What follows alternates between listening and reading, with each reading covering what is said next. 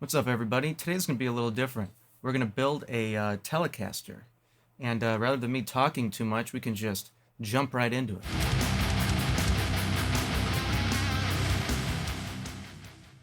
So here we are outside. We have all of our parts. And we could take a close look at a couple of them. First, we have the pickups that are from Slick. They are a matched pair of Tele pickups. And if we open it, we get a look at the aging process. You have some kind of rust on this one. You have some oxidation, kind of striping from the strings there on that one. And before we aged our bridge, remember that? All right, so here we are. We're going to age a Telecaster bridge. And it came in this bag, you take it out.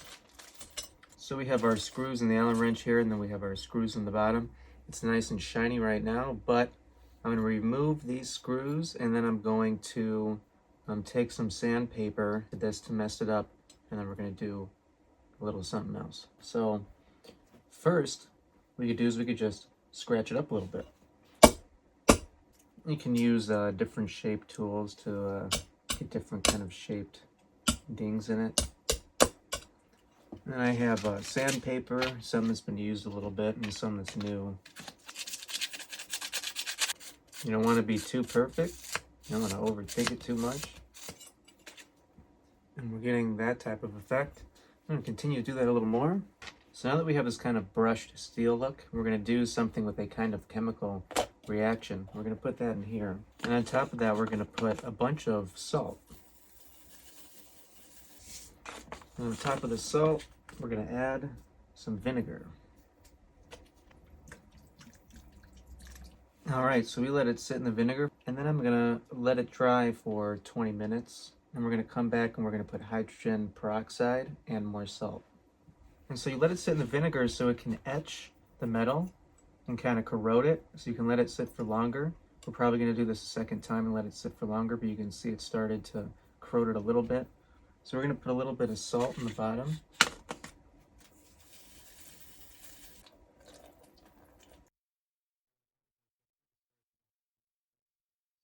So we've let the bridge sit in the hydrogen peroxide and the salt and vinegar for about 6 hours. We got some corroding here, but we're going to clean it off, and then we're going to sand it a little more and then put it back in the vinegar. And we're going to take this and we're going to let that dry overnight. We put it in more vinegar and hydrogen peroxide and salt. We put some of the other hardware in there. First we'll take out the bridge. It should have rust all over it now. Put that there. And this is the input jack thingy. Definitely did its job.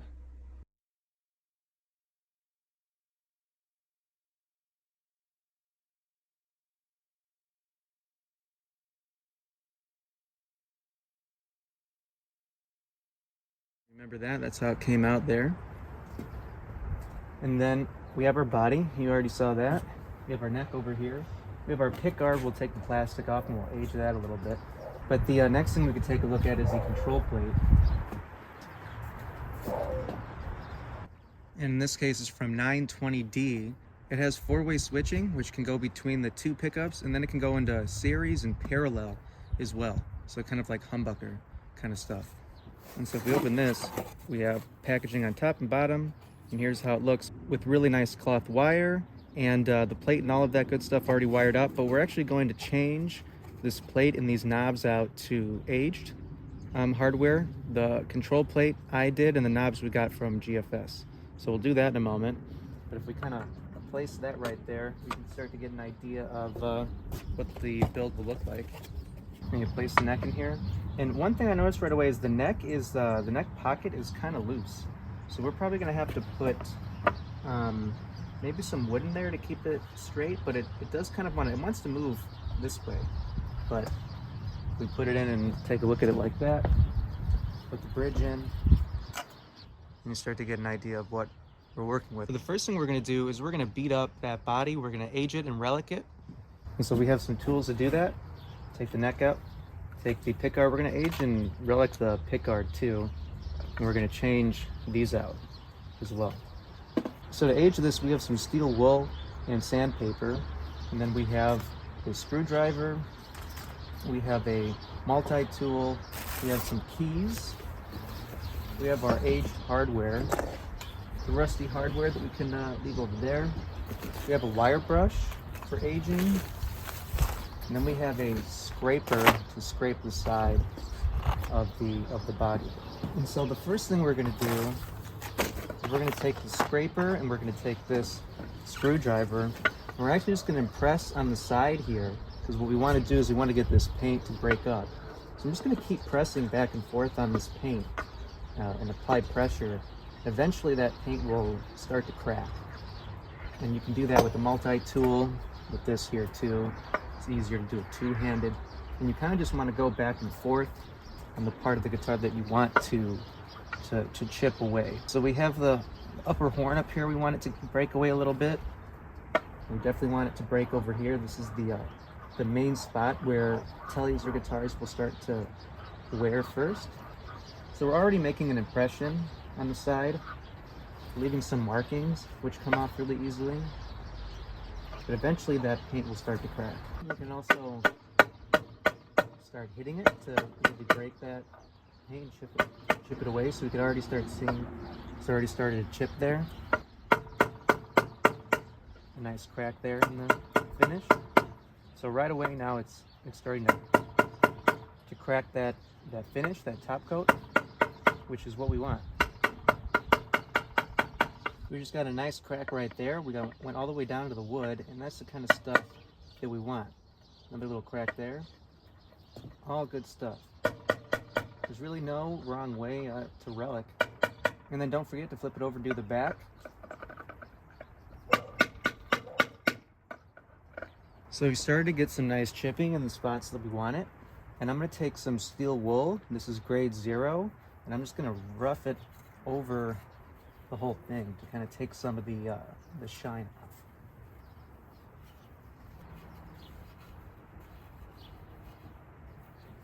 off.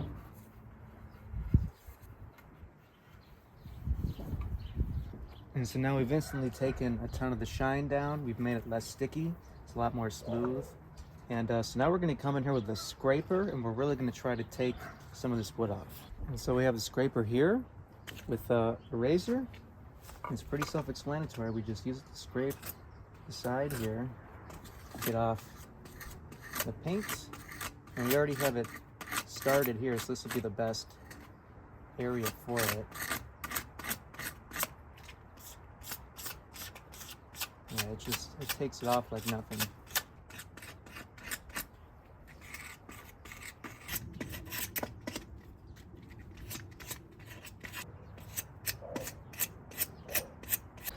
And so we put the string F-holes in there. Hopefully they don't fall out. I put a little glue, and what I'm going to do is I'm going to hit the neck with some of that steel wool as well, because we don't want it to be too shiny. And then we're going to move on to some pretty soft sandpaper to hit the body and the neck.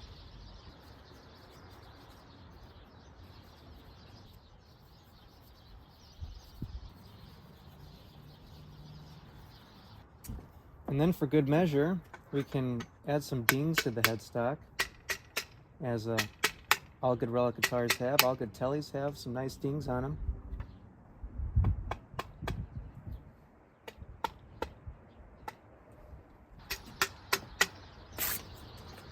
And I'm going to hit the headstock here. Take some of the shine off, and then we'll do the same thing on the neck here. Cool, so that took some of the shine down on the neck. Now what I'm going to do is I'm going to hit the edge here of the fretboard to kind of roll it a little bit, so it's not so sharp, so it kind of feels worn in and played in. You can also take a screwdriver and hit or something like this, and you can hand roll the edges like this. Now the next thing I'm going to do is I'm going to sand the back of the neck here to kind of fit where I would be playing, and take most of that finish off. So I have a 240 grit sandpaper. I'm going to use that to go back and forth on this neck here.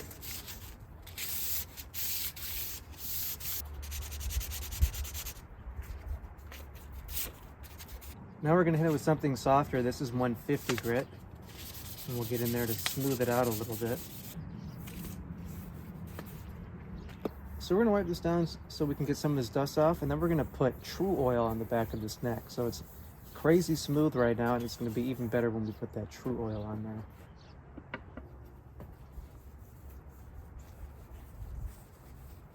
We definitely needed that wiped down. So now we can put the True Oil on the back. And so here we have our True Oil. You can open it up. We'll put a couple coats on it, but for the first one, take it on there, just like that. And we'll let this sit over here to cure.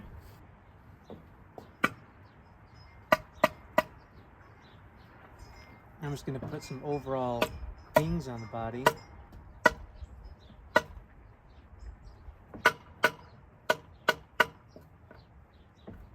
I'm going to take my bigger grit of sandpaper. I'm just going to hit the spot.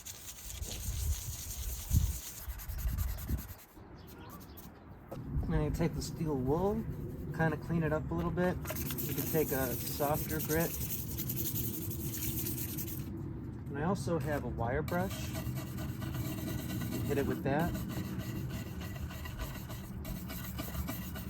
You can see how much pulls a lot of that finish off. And we also have some keys here, so we can just put some overall belt wear on it. We have our scraper we can use to kind of level it out. Now I'm going to take the sandpaper and I'm going to hit these spots that we had with the chipping, and I'm going to try to bring it out farther this way. And then I'm just hitting it with the low grit sandpaper pretty much all over the body to remove more of the shine. We want to get rid of it as much as we can so it's almost like a satin dull finish. And then we also have this pickguard that we're going to age, and so we'll hit it with some softer sandpaper to just dull it down, and we'll add some scratches to it. So that dulled it down a little bit, but then we have a pick and we can simulate playing. So there's certain spots that we'll hit over and over again, and so we'll just go back and forth.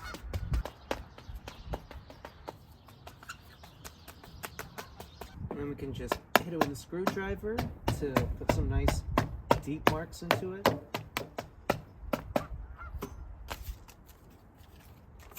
And you really want to wear down one spot. And so now I want to see if I can get this to go a little farther into the body. And just like that, it does. Alright, we have switched cameras. What we're going to do now is we have some brown shoe polish, and we're going to use that to kind of dirty up the body and to get in these holes and stuff like that. I'm going to dab it on the spots I want it to dirty, and then we're going to rub it in until we're happy with the effect.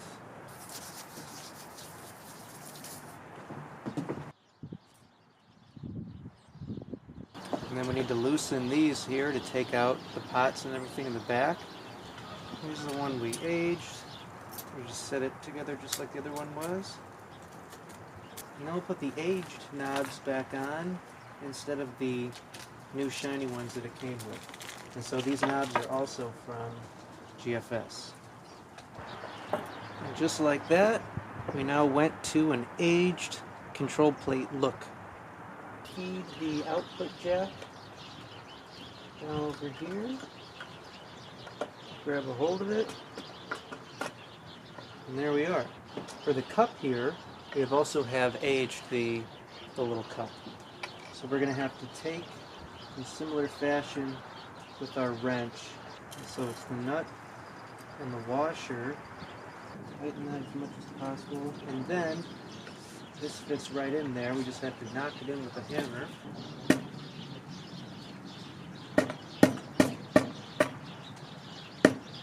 And we also got some cracking down here from installing this because we were beating up this paint. But that's okay with me. So now that the true oil is dried on the back here, we're actually going to do another coat after we get it all together where you can see what it's done to the neck. I actually want to install the neck, so we're going to do that. We have an aged control plate from GFS, from Guitar Fetish.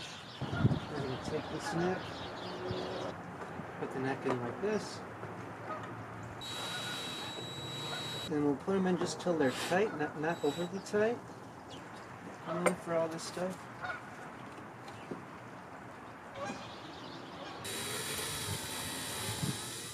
So we're back inside and we have most of the guitar together. So we're going to screw in this neck pickup and then we're going to wire it up and give it a test with the electronics to make sure everything works. We're going to put the tuners on and string it up and file the nut down right there. So let's get to it.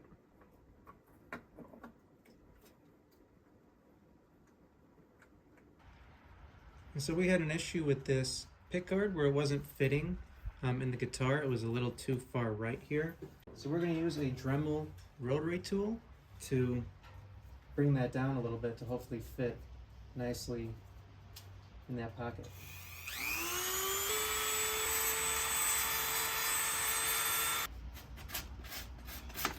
And we can bring it back in and check to see if it fits any better. So now that we got the pickguard to fit, and we're going to drill the holes for the pickguard to situate that.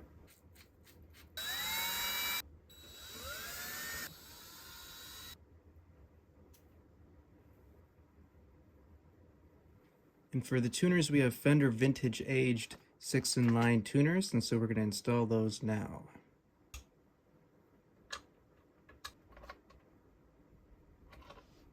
Alright, so I tried to install the vintage tuners, and those were not easy because they didn't want to line up, and one of the screws like broke on me as I was trying to screw it in. So we now have Fender locking tuners that we're going to install, but we're going to age these a little bit.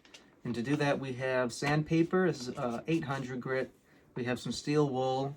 So before we do that, though, we're going to put shielding conductive tape cavity here. So we're going to open this up and do that first, and then we will age these to put them on, and then we will put the strings on and cut the nut.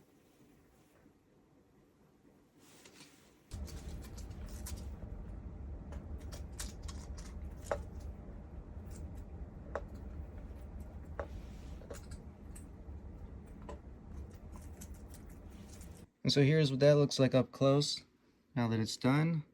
And so that'll help the feedback in the guitar. And so now we can move on to aging the tuning machines. Alrighty, so we have these here, and we can use this box to help us sand it. First I'm going to hit it with this brushed steel. It's a 0 level, and then I'll take just some of the luster, the shine off of it, and then we can hit it with sandpaper.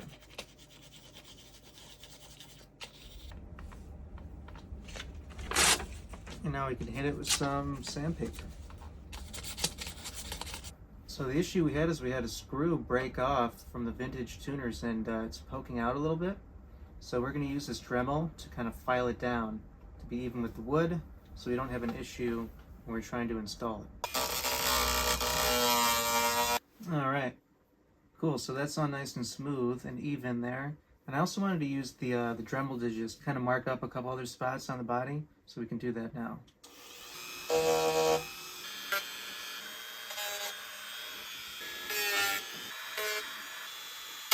Get the edges of the pickguard a little bit. So it's looking good so far, but we're going to use a Dremel 200 to rough up a couple more spots on the body so we can simulate those dings and marks on the headstock and other parts of the body. So we got the strings on, and now we're going to file this nut, and to do that we have Music Nomad's nut files, and we have a Dunlop string action gauge, so we're going to file and measure.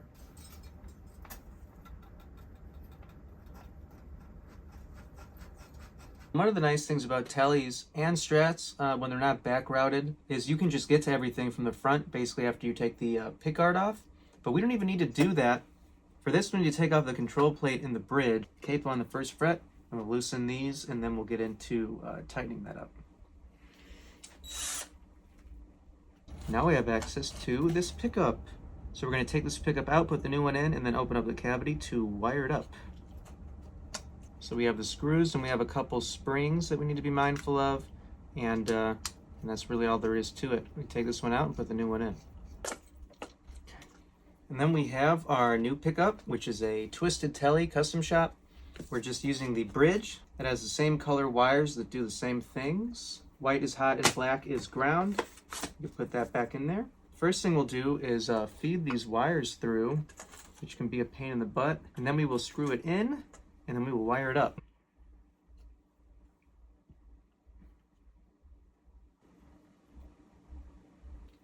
All right, we've got the bridge secured, we've got it wired back up, and now we can just simply put it back together, and then we can get a demo.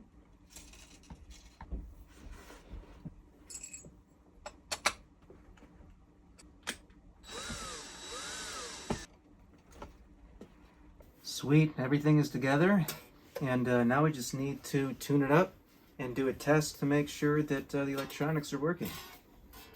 Welcome back. The guitar is now done. Voila! How nice and pretty. The aging and all of that stuff. And so I cut the nut, and the G string, when I was cutting it, I ended up cutting it, or I'm sorry, the B string. I ended up cutting the nut really low down in there, but it did not really affect. Usually if you cut the nut too low, you can have intonation issues or buzzing. That's the biggest thing you could have. It could buzz on the frets, but I have not had that issue. Besides that, the tuners that I put on here, the Fender locking tuners that I put on there, are not very good at all. And I've been looking at getting them, years ago or whatever on Sweetwater, and they had bad reviews. And I was like, how could they have bad reviews? They're locking tuners from Fender, and they're just bad. They don't stay in tune. I don't know why. They're locking, but they don't seem to be locking. And the mechanism, the little screw that holds the string in, because a locking tuner, that's all it is. It's a screw that goes in and holds the string in place. And I was tightening the high E because it was getting loose, and it just broke the string. I've never had locking tuners do that before.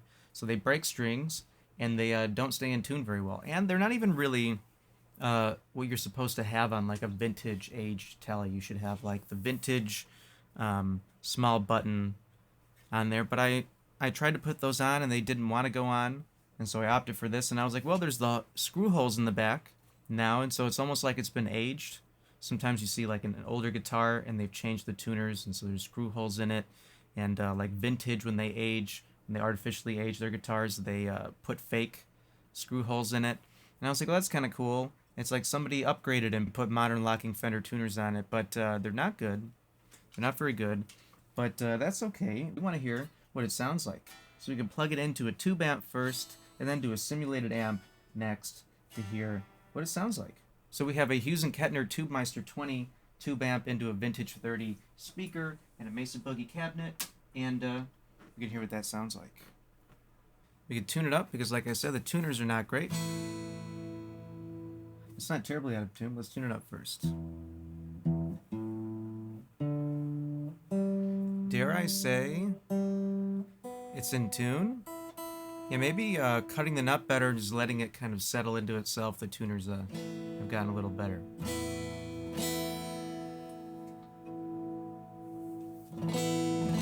So that's clean.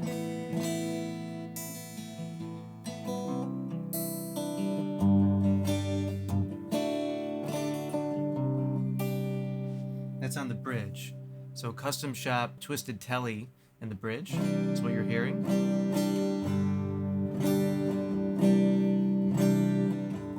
Volume was down a little bit, or the tone, I'm sorry, was down a little bit.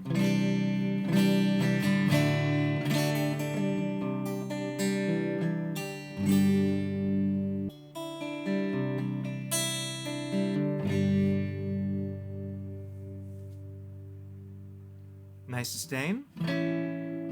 So as you know, the body is a cheap, like Chinese XGP body, not Chat GDP, XGP body, and when it came, it was in good condition. There wasn't like anything weird about it, except for I think they cut these neck pockets a little big, so they don't run into issues with the necks not fitting.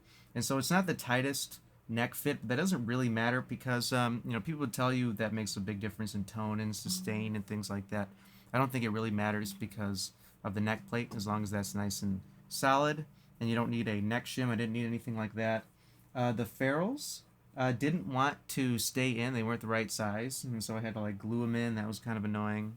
But the neck, I did that kind of aging that we saw before, and it feels good. It feels like an older neck, not like a really old neck where the finish is worn off completely, but it feels like a neck that's been played for like 15, 20 years. And so we'll go to the neck pickup, which is just a Tex-Mex. So they're both Alnico 5 pickups. And then we have a 4-way switch, and so we have series and parallel, and I think, oop, I pulled the knob, switch tip off. This I think this is parallel. So that's like a usual telly.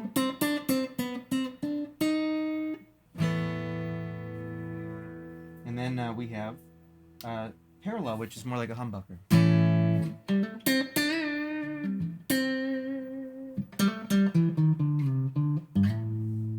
So this neck is a player series neck, and it feels good, except for we did some leveling on it, but it feels like it might need a little bit of leveling on like the 13th fret. Besides that, it feels good. I was having a little bit of problems making the neck straight. The truss rod was kind of not really doing anything, but I think I found a good spot placement for it, and sounds really good, and it looks great. Try some pedals. We have a compressor.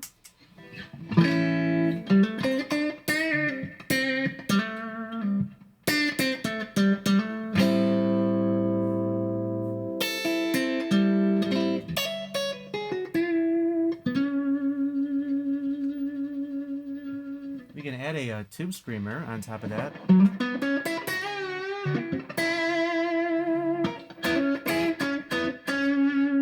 And go back to just the bridge.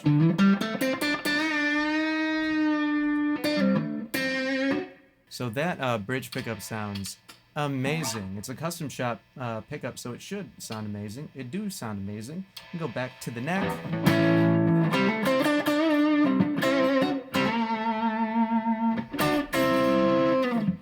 And that sounds more like a telly. It's got that thick quality of a neck pickup that a telly usually has.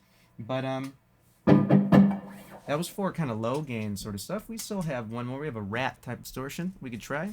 Mini rat, which is the same thing as a normal rat.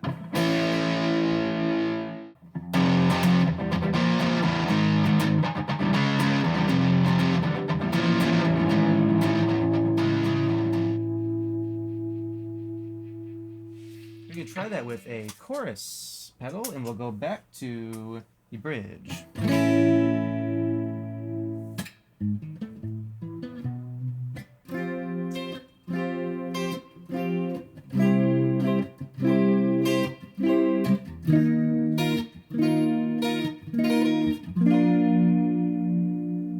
And then we have some higher gain stuff and ultra metal distortion.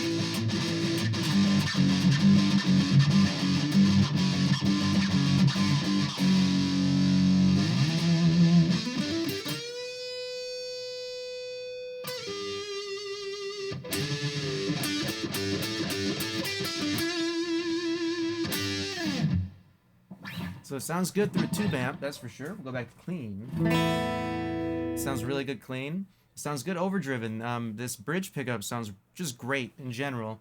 And like I said, it should because it's a custom shop pickup. It's the top of the line fancy stuff. And so you should expect that. But it's called a twisted telly because it's like a mix of a telly and a Strat pickup. But it doesn't really sound like a Strat bridge. It sounds like a Strat like middle pickup more like, or almost like a neck pickup mixed with a telly bridge in the bridge position. Back to the neck for overdriven.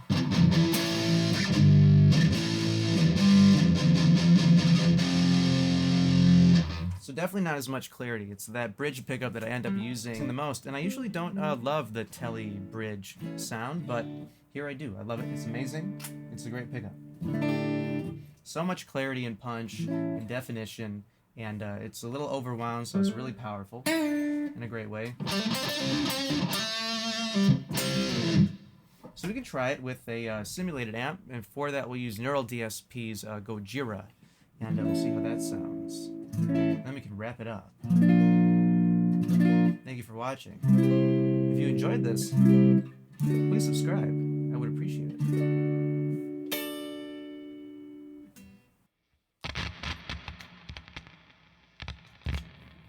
And for this we have Neural DSP Gojira on the preset Clean December. And here's what this sounds like.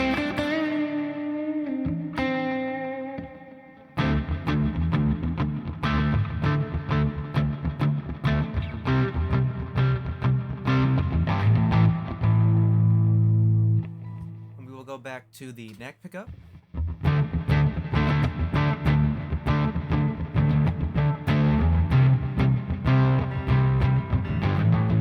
We can try rolling the tone down a little bit. All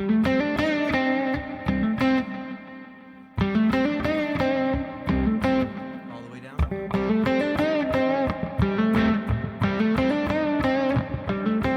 all the way up.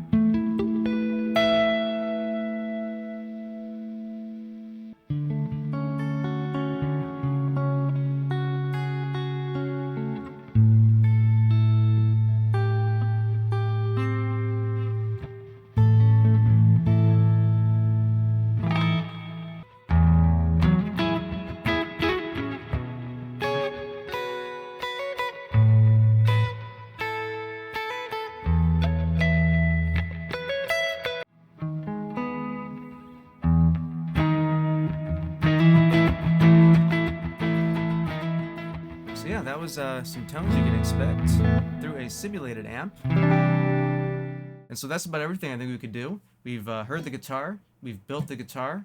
Thank you for sticking around for as long as you did. If you watched the whole thing, you're amazing. I really do appreciate it.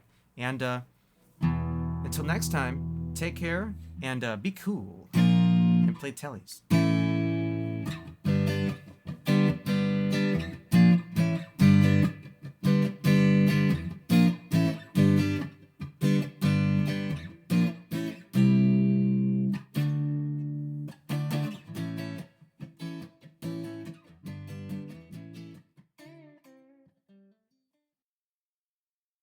So we have a Hughes and Kettner. So we have a mother hitting all the mics, boy. So we have a Hughes and Kettner Tubemeister 20 amp. I want to put some buckle rash right here in the middle.